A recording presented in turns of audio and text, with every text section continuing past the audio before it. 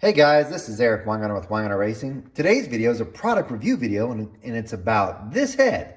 What is this head?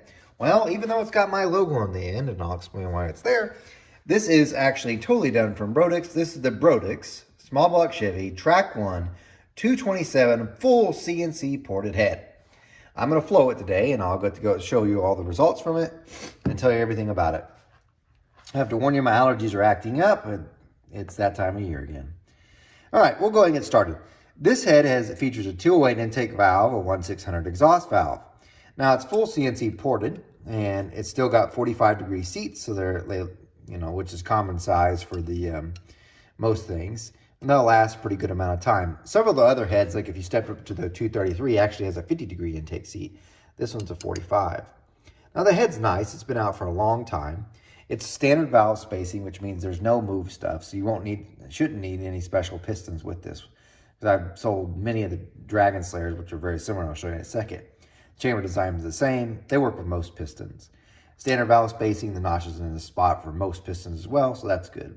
This also takes a stud mount rocker, so you don't have to buy special shaft rockers. So it's a pretty universal head, and it does really well for what it is.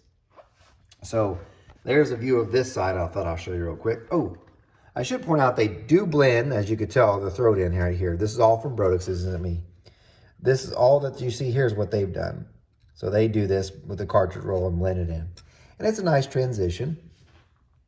It doesn't look too bad. So there's that. And these actually even came from them, fully assembled. Now I will say, they don't use undercut stem valves. So this is the intake valve. It's not an undercut on it. An undercut valve, in case you're wondering, let me see if I can grab one real quick. I don't have one handy. An undercut valve would, well, this one's bent, but you'll get the idea. This is not one from this. This is just one happened here. That's an undercut valve. See how it necks down? I know you're like, well, it's bent. Why are you showing it? You can see how it necks down. That's an undercut. This one's straight stems. That's not from a Brodix head. This is actually from a bad circle track experience. It stuck the valve and then bent the valve. This is a Freya 5000 series. Lucky it didn't break it off. Damage pretty small. Not at all related to this head, sorry. But anyway, Brodix uses standard straight stem valves. And I'll say, you probably won't believe me on this, on these straight stem valves that aren't undercut, they flow more. I can't explain why. You would think it would not be that way, but it does flow more. The downside is they also weigh more. Now, their valves don't have very big back cut, which is that right there. So that's probably going to hurt your low lift flow, and we're going to find out when we flow this. Now, this head, even though it's got by the way, the reason why my logo's on it, not because I'm trying to pimp my stuff, is I make so many orders with Brodix that I just tell them to put the logo on everything, because it was getting where, like, on the heads, usually I only put that logo on the heads I'm going to port myself. The problem that kept popping up was they'd forget it on one and put it on one that wasn't there. So from now on, I just told them, put it on everything that I sell, just because it doesn't want to get anything mixed up.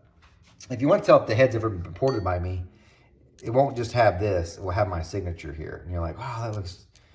It's because I wanted to have a signature there and it has a date, so I'll know when it was done. If you don't see that, I didn't port it. So just a heads up on that deal. Okay, so you're like, what's this head? Well, there was a guy that finally his head showed up. These are the Brodix Dragon Slayers. Now, these ones I'm going to port, and that's why they're not CNC bowl blended. So I tell him to delete that. Why am I showing you this? Because this head, the Dragon Slayer, is an as-cast version of this head. So I will show the differences at the end. But this one's full CNC ported. Very expensive head, by the way. As-cast version. Now, it's not going to flow quite as good as this head, but it's a lot cheaper. Like, I think about $600 cheaper. So a considerable difference. By the way, it will not come looking like this. The only reason why it looks like this from the factory is because I told them not to do the CNC bowl blend, because I'm going to port it. If you were to get a stock one, I don't have a stock one here, you'd see a CNC porting all the way to about here. And all the way through an exhaust. So it's a little bit different. They do come with the CNC chambers. Great job, too. The Dragon Slayers come with a CNC gasket match. Now, there is one difference, and I'm going to flip this head over and show you the difference between these two heads, because this one's a bigger influence. So let me show you. Another note before I show you this. This head has the copper alloy seats And that's these right here. This is an upgrade. This is not standard. The reason why I had them put this in is because this is for marine application, and this alloy gets the heat out better. And the other big reason is the ductile iron that's usually in the seats. They're more prone to rusting compared to these. So it's the heat out faster and less prone to rusting marine application thing. Now let me show you the difference. The exhaust ports are different, which this one's gonna look a little telling. Remember, this one's the Trac 1 227. See, this is Trac 1 CNC. Full CNC ported. If you look at it, it looks really nice. Exhaust ports, D-port shape. This is the Dragon Slayer. Now, it's different. But one of the things you probably can't really see on this until they're next to each other. The Dragon Slayer has a taller exhaust port than this one. So even though the intake port's the same, well, kind of, the as-cast version is here, the exhaust port is not the same. This one's a raised up version of that. This one actually, especially after porting, is so much better than that. Especially the 400 number. This one's always better because it's raised up more. But I wanted to show you that because it is a difference. Now I'm going to flow them and show you the differences. All right, I flowed the head back. I thought I'd go ahead and show you what the intake ports look like. And that's what they look like from this view. So it's a really nice head. Another thing I need to point out about this head real quick too is the head comes standard with a 68cc combustion chamber. This one is 64 cc's. The customer requested that. I can mill that off too, but I just had them do it from the factory just to save me some time. So this one's 64 cc's. So that might affect some of the numbers themselves, just letting you know. Okay, here's the numbers. Oh, this is floated on a 4155 bore, by the way, which would be like a 400 bore, 30 over 400. Okay, I don't use an exhaust pipe when I'm flowing the exhaust, so it's just straight out of the head. So here we look at the numbers. At 4, it's 245. That's not bad. 300 at 6, not bad. And 315 at 8. Couldn't go any higher because the retainer was hitting the seal. So it may have eventually got to like maybe 318 or something if I'd have kept going all the way to 1 inch. But it keeps flowing all the way up. It's not bad flow. It's pretty good. It's not bad. Standard valve spacing, 208 intake valve. It's pretty good. The exhaust, however, is phenomenal. If you look at that 400 numbers, 192 without an exhaust pipe. At 6, it's almost 229 and peaks at 237 at 8. It's really, really good numbers there. Now, as I told you, let's look and see how that compares to like a Dragon Slayer. So here's the stock Dragon Slayer, just to give you an idea so we can go back and forth. Let's move them closer. So if we look at the Dragon Slayer, down there, actually higher there, 10 CFM lower there. At 400, they're tied. At 500, damn near tied. And at 6, 295, so this one's down 5. And then this one went 300 at 7, so it's down 12 there. And then it drops off. I should point out, I grabbed just one random one. There's some other ones I've had that only went 292 at peak. Typically, and this would just happen to be just one I got, typically they're in the 290 range. This 300 one's pretty unusual. Like I said, usually they're 290 to 295. This one just happened to be one of the ones that hit 300. It's probably one of the better ones. If you look at the exhaust though, at 400 it's 174 compared to 192. And now you're like, wait a minute, you just said it was raised up and it's better. It is when you port it. When I port this one, it's so much better than that. Like it's big time better. Like this one will end up going 255 on exhaust, but that gives you comparison. By the way, ignore that 1 inch of valve lift. That one actually, only that spot I used an exhaust pipe, otherwise no. So that's your stock numbers. Dragon Slayer ported. So if you try to as cast that, you'll get this with the CNC chamber and a bowl blend. So just kind of give you some ideas on that. Now here's the bad news about that. This head, and I'm honest as all get out with you guys.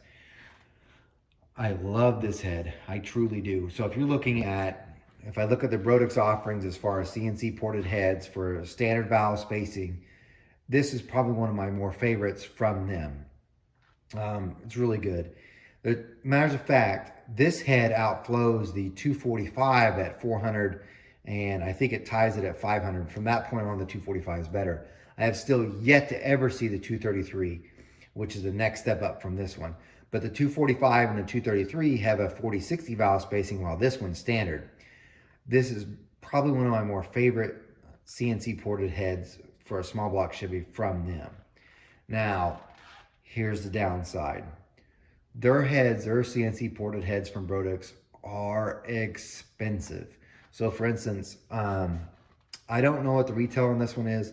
I could tell you what I'm selling. This customer bought this pair for $28.50, which is really high.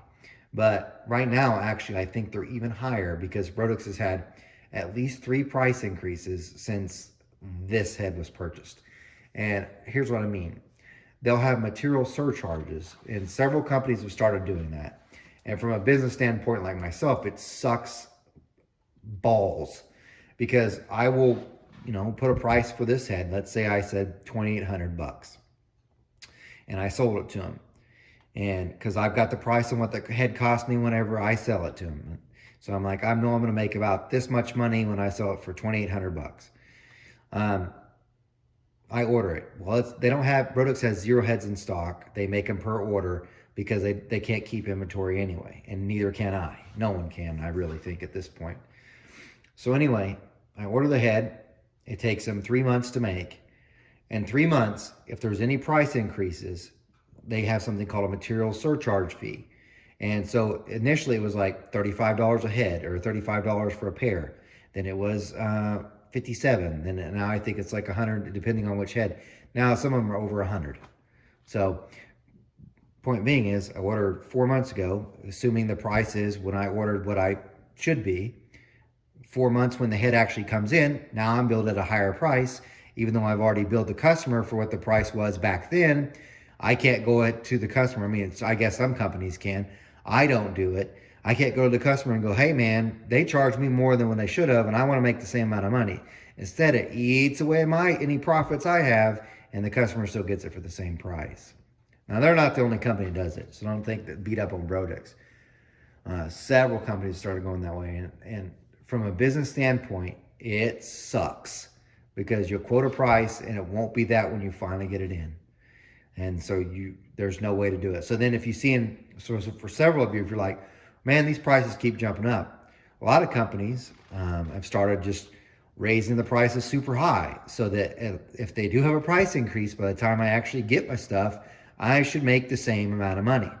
So in other words, they're pricing in, they're anticipating a price increase so they can, break even or make it the same as what they should have made. It's a longer rant, but I thought I'd tell you that. So the bad news about this head, it's expensive. Really good head, just expensive. All right, guys. Thanks for watching and tuning in. Keep on tuning in. Maybe someday I'll make some money from YouTube, and then that'd be great. All right, you guys take care.